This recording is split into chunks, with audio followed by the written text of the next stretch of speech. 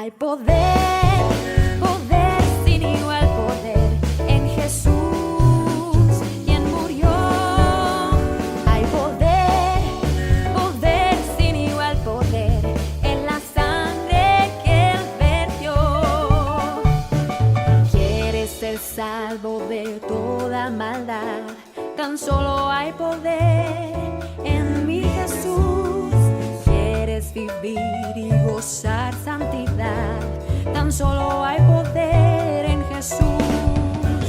Hay poder, sí, sin igual poder en Jesús, quien murió. Hay poder, sí, sin igual poder en la sangre que Él vertió. ¿Quieres ser libre de orgullo y pasión? Tan solo hay poder en mi Jesús. ¿Quieres vencer toda cruel tentación? Tan solo hay poder en Jesús. Hay poder, poder, sin igual poder en Jesús, quien murió. Hay poder, poder, sin igual poder en la sangre que Él vertió.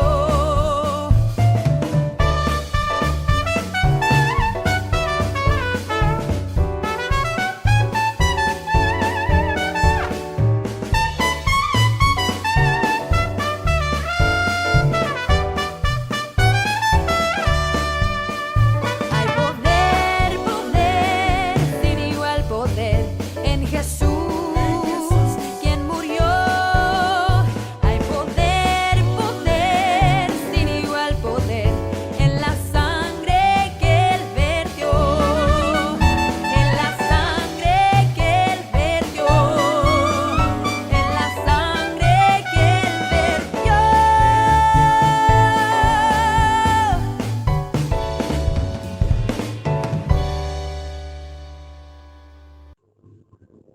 Evangelio de San Juan, capítulo 6, versículos 1 al 15.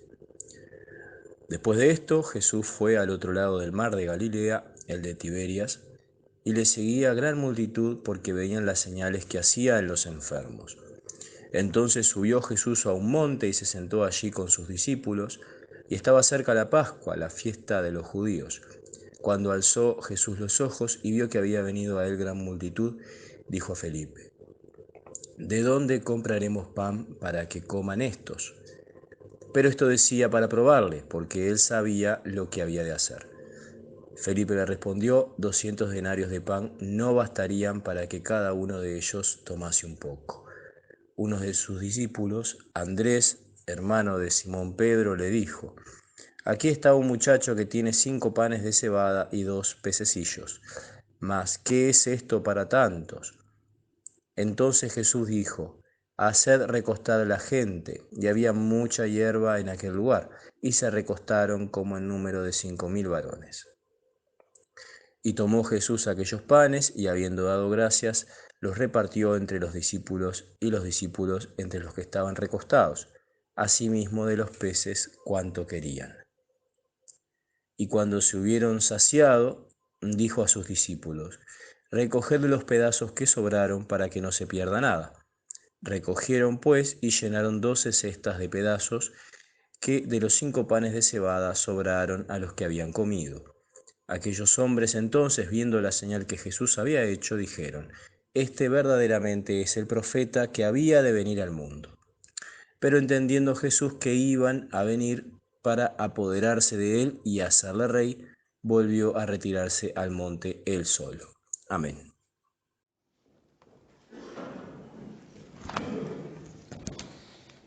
En San Juan 6, 22 leemos: El día siguiente, la gente que estaba al otro lado del mar vio que no había habido allí más que una sola barca, y que Jesús no había entrado en ella con sus discípulos, sino que éstos se habían ido solos. El versículo 26, Jesús les dijo: de cierto os digo que me buscáis, no porque habéis visto las señales, sino porque comiste pan y os saciasteis. En el verso 33 les dice: porque el pan de Dios es aquel que descendió del cielo y da vida al mundo. Le dijeron: Señor, danos siempre este pan. Jesús le dijo: yo soy el pan de vida, el que a mí viene nunca tendrá hambre, y el que en mí cree no tendrá sed jamás. Y vamos a seguir en esta tarde esta reflexión basándonos en una similar que realizara el doctor Cruz cuando analizó en profundidad este pasaje de Jesús, el pan de vida. El poeta Lord Byron, en el siglo XVIII, decía: toda la historia atestigua que la felicidad del hombre, ese pecador hambriento, desde que Eva comió manzanas, depende mucho de la comida. Parte de lo que dice es correcto y parte de lo que dice es erróneo. La Biblia en ningún lugar habla de las manzanas. La Biblia en el Génesis habla del fruto prohibido y no dice cuál era ese fruto. Pero sí podemos estar de acuerdo en que la felicidad de la gente depende de la comida. El pan siempre ha sido algo trascendente en la vida de los hombres. Cuando usted recorre la historia, los pueblos de la antigüedad se movían y obligaban a otros pueblos a desplazarse, y si no lo hacían entraban en guerra porque buscaban pastos para su ganado y tierra para la agricultura. La Revolución Francesa tuvo como detonante la falta de pan y el precio alto en que en aquellos días se cotizaba. Hoy en día Brasil es criticado porque se sigue quemando la Amazonia y se hace porque se necesita tierra para cultivar y tierra para criar ganado. Y los países de esta parte de América dicen: tenemos derecho a utilizar nuestros recursos naturales. Y los países ricos que en su época hicieron eso dicen: no, ahora no lo pueden hacer porque afectan a la ecología. Sin embargo, los países más ricos son los que más contaminan. Y los países más pobres de este lado del mundo somos los que sufrimos la contaminación. Así que vea que el mundo se le dice asimétrico, para no decir que las relaciones internacionales terminan siendo siempre injustas. El mundo hoy en día, en estos días, está muy preocupado por la situación del África. El África vive de la harina que vende Ucrania y Rusia. Pero los dos países, al estar en guerra, no están vendiendo trigo. Por tanto, los organismos internacionales nos están diciendo que puede haber, o que es inminente que va a haber, una hambruna, por lo menos en el África y quizás en algunos otros países más, por falta de harina. Así que, si usted revisa la historia, a lo largo de la historia los hombres están dispuestos a matar o a morir por el pan, a hacerse esclavos o rebelarse por el pan. La comida es una de las necesidades vitales.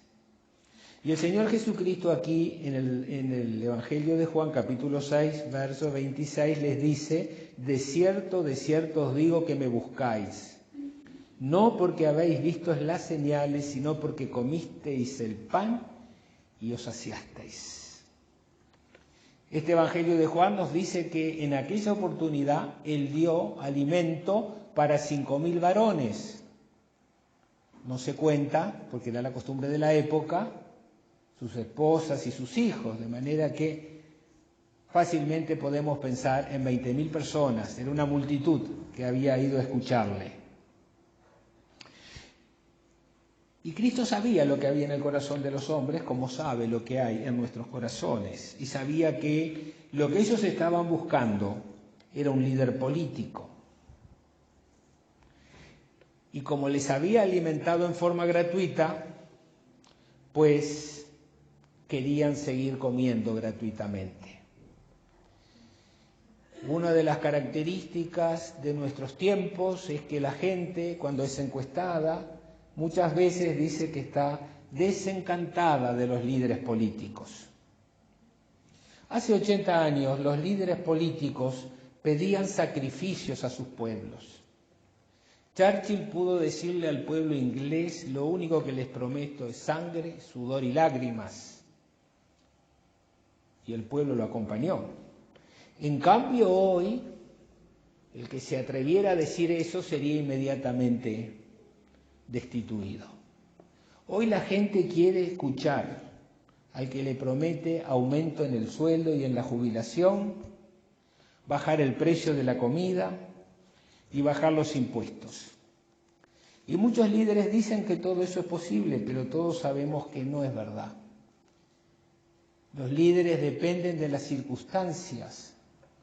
Sin duda que muchos quisieran que todo el mundo fuera joven, sano y rico, pero la realidad nos dice que eso no es posible. Tuvimos una pandemia, ahora tenemos una guerra, se alteró todas las ecuaciones económicas en el mundo entero. No hay región que se escape de esta crisis mundial. En aquellos días la gente era igual, quería seguir al Señor Jesucristo porque vivieron el milagro de ser alimentados gratuitamente. Pero la multitud, en esos días como hoy, no entendieron las señales de Jesucristo.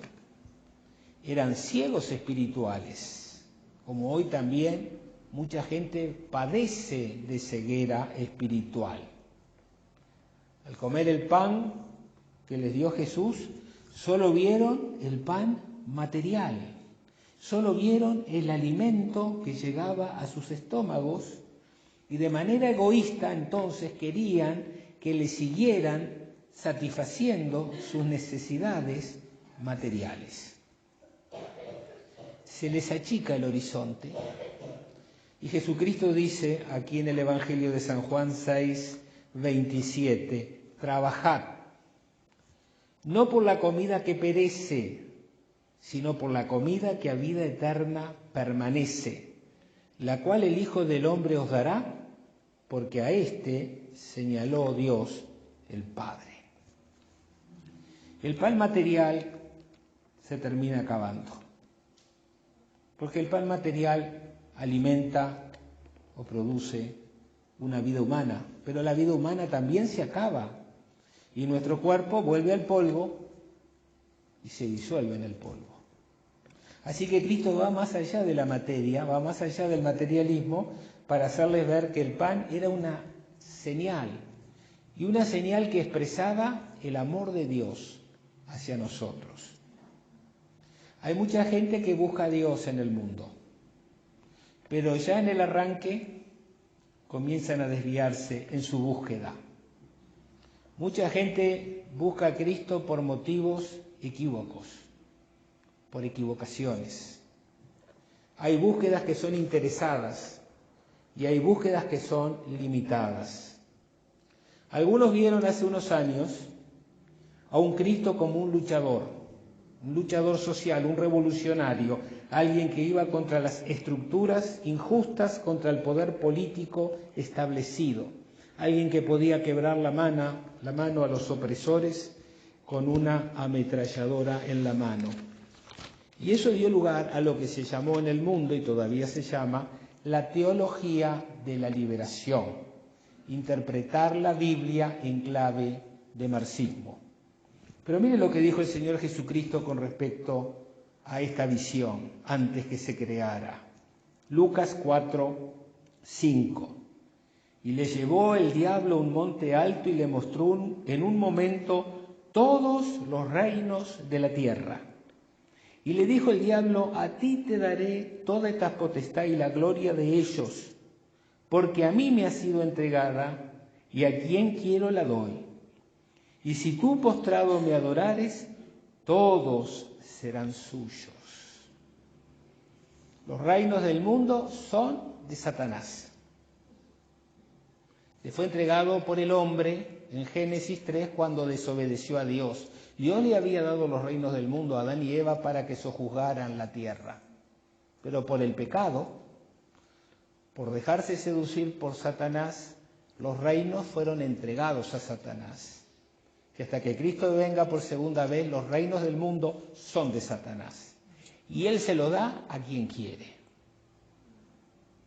En segundo lugar, cuando usted va al Evangelio de San Juan, capítulo 18, verso 36, Jesús es interrogado por Pilatos, le dice: mi reino no es de este mundo.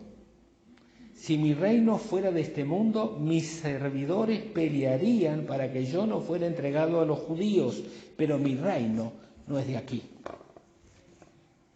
Cristo vivió en un mundo injusto, donde su país era colonia, sojuzgado por Roma, donde había muchos grupos políticos que eran rebeldes y hacían guerras revolucionarias contra el Imperio Romano, pero de ninguna de ellas participó. No se metió en la política diaria, porque su reino no era de este mundo.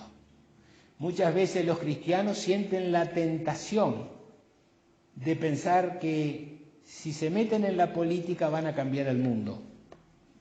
Pero lamentablemente el mundo cambia a los cristianos, porque las reglas del mundo no son las reglas de Dios.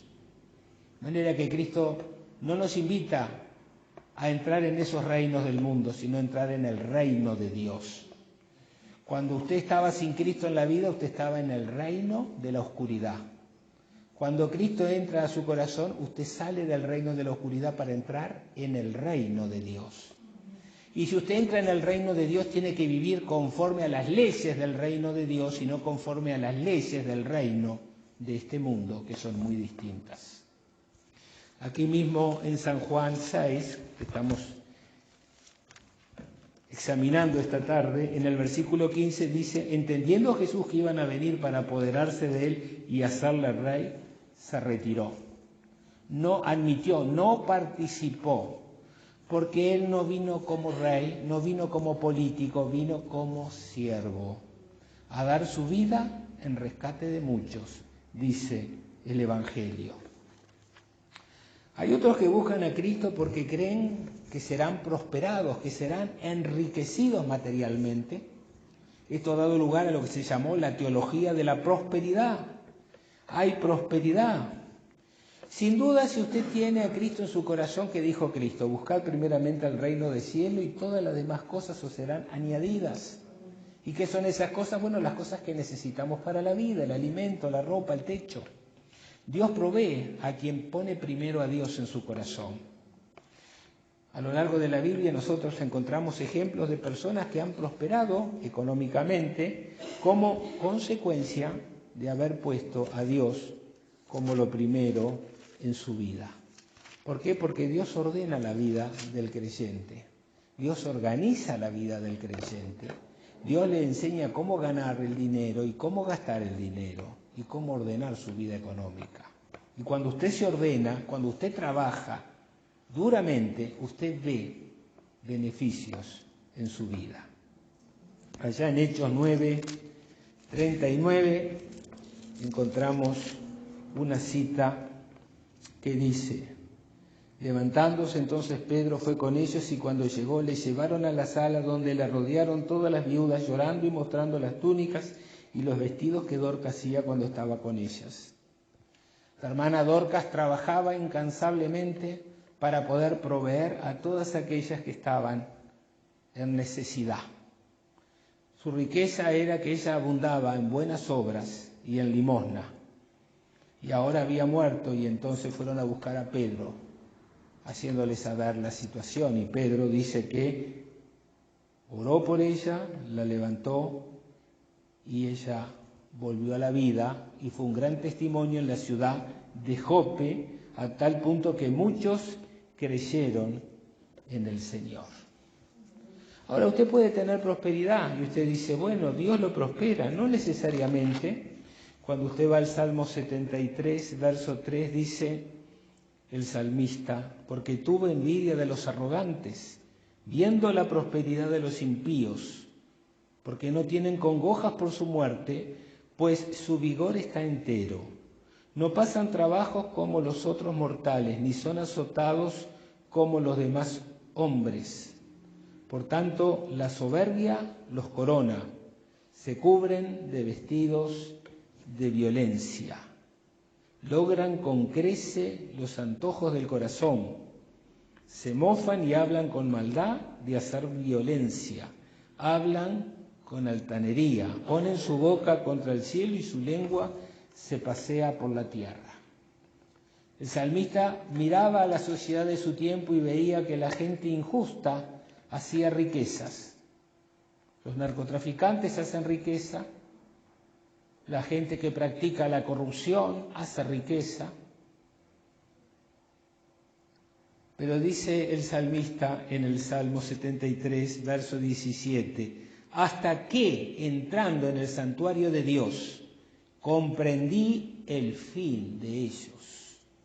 Ciertamente los has puesto en deslizaderos, en asolamiento los hará caer, como han sido asolados de repente, perecieron, se consumieron de terrores. Y día tras día nosotros vemos cómo algunas de estas grandes torres económicas, fundado en la injusticia, en la violencia, en la mentira, se derrumba. Porque al fin del día, los que mal proceden, mal cosechan. Y hemos visto presidentes, líderes importantes de compañías importantes que han terminado en la cárcel o se han tenido que suicidar para no dar con sus huesos en la cárcel.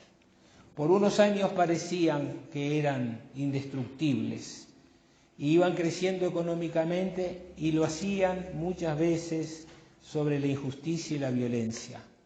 Pero un día de golpe se derrumbaban, porque el Señor los llamaba a dar cuentas. Así que no todo progreso económico viene de la mano de Dios. Usted procure que su progreso venga de la mano de Dios y no de la mano de los hombres, porque Dios le va a llamar a rendir cuentas. Cristo les está reprochando a esa multitud que los viene a buscar ahora de vuelta y les dice, les canta las 40. Le dijo, ustedes se llenaron la panza con el pan que les di y están contentísimos porque les llené la panza. La gente muchas veces busca algo inmediato. Cuando en este país tuvimos un crecimiento económico extraordinario entre el 2004 y el 2014, la economía creció, se distribuyó mucho dinero, y sin embargo los catedráticos de la universidad se preguntaban ¿por qué aumenta la criminalidad y por qué aumentan los suicidios en el Uruguay? Hasta esa experiencia, lo que todos los estudios nos decían era que cuando había gran pobreza aumentaba el crimen. Pero ahora que bajó la pobreza y se supone que tiene que bajar el crimen aumenta. Ahora que aumentó la riqueza, la gente debería estar más contenta. Mucha gente cambió la motoneta por el auto, mucha gente pudo irse de vacaciones al exterior, mucha gente pudo empezar a comprar su casa. Era un mundo maravilloso. Y sin embargo, los suicidios se duplicaron en un año.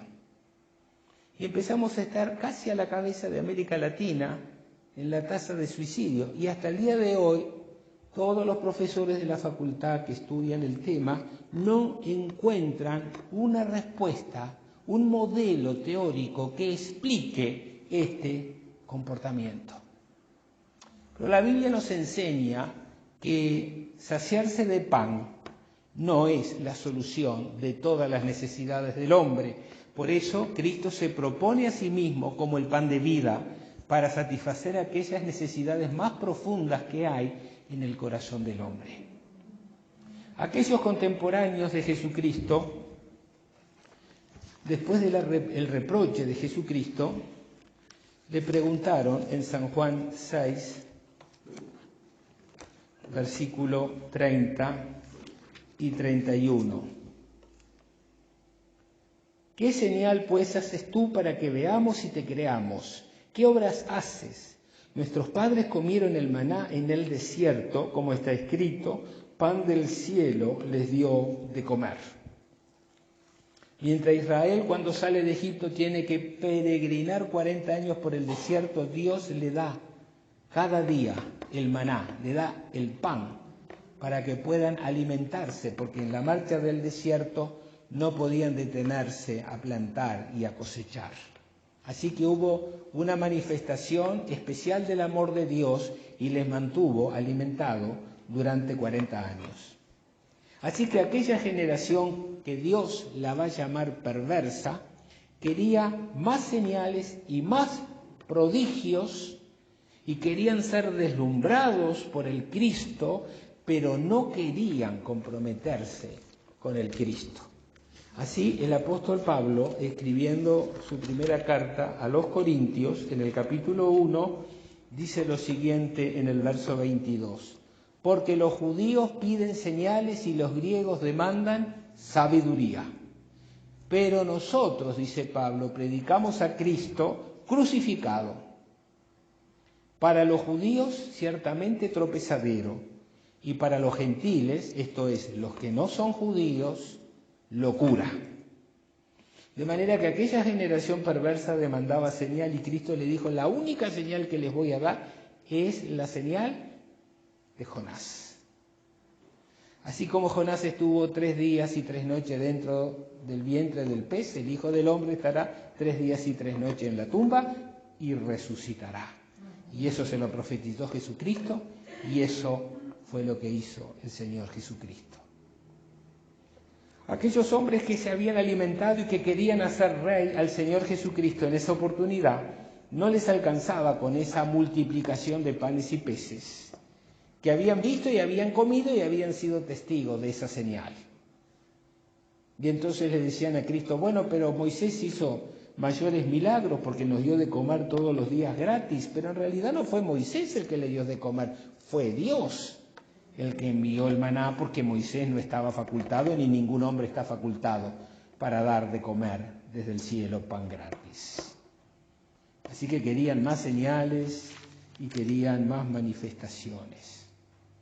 Por eso Pablo, hablándole también a sus contemporáneos, le dice que la predicación de la cruz es la locura. ¿Por qué es la locura? Porque el hombre es altivo. El hombre en su soberbia humana rechaza la cruz. Fíjese lo que dice el apóstol Santiago en el capítulo 4, en el verso 6 de su carta. Pero él da mayor gracia, por esto dice, Dios resiste a los soberbios y da gracia a los humildes. El hombre cree que la cruz es una locura porque es soberbio, porque no quiere renunciar a su orgullo, porque no le quiere deber nada a nadie, porque no quiere humillarse delante de Dios, porque se cree que Él es casi un Dios.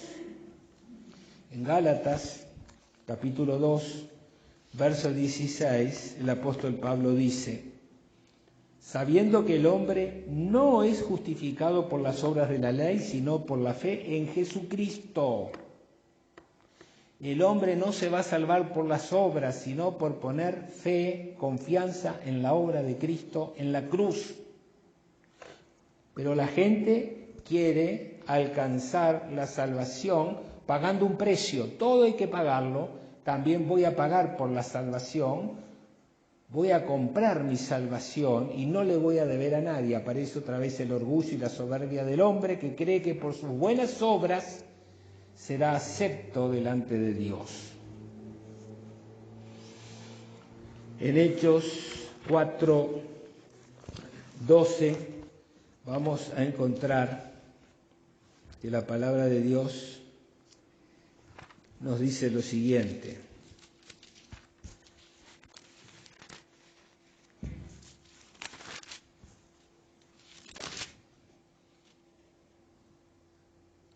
En ningún otro hay salvación, porque no hay otro nombre bajo el cielo dado a los hombres en que podamos ser salvos. La Biblia en esto es terminante y definitiva. Solo hay salvación en Cristo Jesús. Usted podrá ir a Buda, usted podrá ir a Mahoma, usted podrá ir a Confucio, usted podrá ir a Abraham, usted podrá ir al Papa, pero la salvación viene de Cristo. Y si no lo salva Cristo, no lo salva ninguna religión ni ninguna obra que usted pueda hacer. Y la Biblia dice algo más que al hombre no le gusta. En Romanos 3, 23 nos dice: por cuanto todos pecaron y están destituidos de la gloria de Dios. Usted y yo somos pecadores, estamos muertos en nuestros pecados y delitos. Somos una pústula, estamos podridos de arriba abajo. Y todas las justicias que nosotros hacemos son trapo sucio delante de Dios. No somos nada si Dios no viene a nosotros y nos resucita espiritualmente. La cruz es una locura para el religioso, porque el religioso se apoya en sus propias obras, en sus propios rezos, en sus propias liturgias, en sus propias tradiciones, y cree que por practicar sus tradiciones, sus liturgias, sus rezos, va a ser salvo y está siendo condenado. La cruz es una locura para el hombre de buena moral, de ciencia, de cultura, que se considera a sí mismo bueno y por tanto no necesita ser salvo por el Señor Jesucristo. ¿Cómo es que los seres humanos demuestran que se escandalizan de la cruz? A lo largo de la historia y hasta nuestros días nosotros hemos visto cómo se persigue a los cristianos. A los cristianos los combatieron con la hoguera, con la tortura y con la prisión. Wycliffe tradujo la Biblia en Inglaterra y en vez de agradecerlo, lo prendieron fuego. Lutero se tuvo que esconder para no ser también llevado a la hoguera. Hoy en día, en el Medio Oriente, todos aquellos grupos humanos que se identificaban con alguna idea de Cristo fueron barridos sistemáticamente. A través de todas estas armas, el cristianismo ha sido tratado de locos. En muchos países, como en el nuestro, la Constitución garantiza la libertad de cultos, pero muchas veces existe una manera muy sutil de oponerse a la cruz. En el Uruguay siempre se quiso que la gente tuviera un culto privado en su casa, pero que no saliera a la calle, que no fuera a la vía pública a decirle a otros conciudadanos: Cristo es la respuesta a los problemas del hombre. La crítica negativa hacia la Biblia, la desconsideración, muestra que la cruz sigue hoy en día siendo una locura para los que se pierden. Jesús es pan de vida para todo aquel que recibe el mensaje de Cristo de perdón y esperanza. Cristo dijo: el que a mí viene nunca tendrá hambre, y el que en mí cree no tendrá sed jamás. Y Cristo no solamente habla de nuestra necesidad espiritual, porque lo más importante es nuestra necesidad espiritual, pero también sabe que tenemos necesidades materiales. Por eso nos habla de que si buscamos primeramente a Dios, Él va a proveer a nuestras necesidades. Y como provee a nuestras necesidades, pues abre puertas inesperadas. Usted consigue trabajo y consigue el sustento para usted y su familia. En San Juan 13, versículo 5, Cristo puso agua en un lebrillo y comenzó a lavar los pies de los discípulos y a enjugarlos con la toalla con que estaba ceñido. Entonces vino a Simón Pedro y Pedro le dijo: Señor, ¿tú me lavas los pies? Respondió Jesús y le dijo: lo que yo hago, tú no lo comprendes ahora, mas lo entenderás después. Si usted tuvo ese día extraordinario en que aceptó y reconoció que era un pecador y recibió a Cristo Jesús en su corazón, usted pudo a partir de ahí entender el ejemplo del Señor Jesucristo. El amar a Dios pasa por amar al hermano. Y si es necesario, le lavaremos los pies al hermano. Y aunque esto encierra algo más que lavarle los pies a un hermano en necesidad, Jesús nos está desafiando a que nosotros tengamos una actitud de servicio y de amor. Damos gracias a Dios porque en la congregación tenemos buenos ejemplos de creyentes que aman a su prójimo y a su hermano y hacen sacrificios día tras día sirviéndoles. No damos nombre, pero todos les conocemos y agradecemos a Dios por tener estas hermanas en Cristo Jesús. A veces usted tendrá que alimentar a otros, a veces usted tendrá que cuidar a otros, a veces usted tendrá que consolar a otros, pero lo fundamental es que no nos desentendamos de las necesidades de nuestro prójimo. Ir a buscar al que se perdió es trabajar por la comida que a vida eterna permanece. Sigamos el ejemplo del Maestro. Vayamos a buscar lo que se había perdido. ¿Cuánta gente está necesitando a Cristo? ¿Cuánta gente está abandonando el Evangelio? ¿Cuánta gente necesita ser consolada, asistida y servida? Que Dios ponga en este día que recordamos al Espíritu Santo doble porción de su Espíritu para servirle y para seguirle como Él lo demanda. Amén.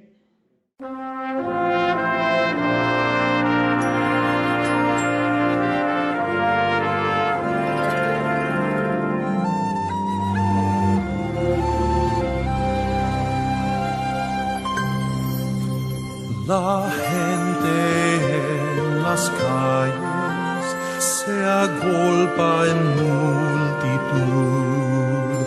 Jesús cayó agotado, el castigo soportó. Fue cruz pesada y dura y el precio de su amor. Al seguir a Cristo al Gólgota, a la sombra de la cruz, a la sombra de la cruz.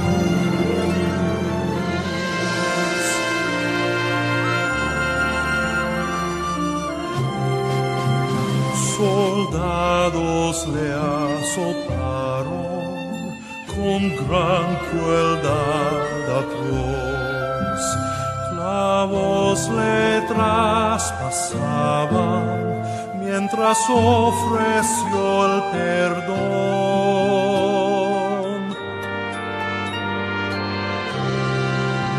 Su hermosa sangre fluye, herido fue por mí. Él murió mientras yo estaba allí, a la sombra de la cruz, a la sombra de la cruz.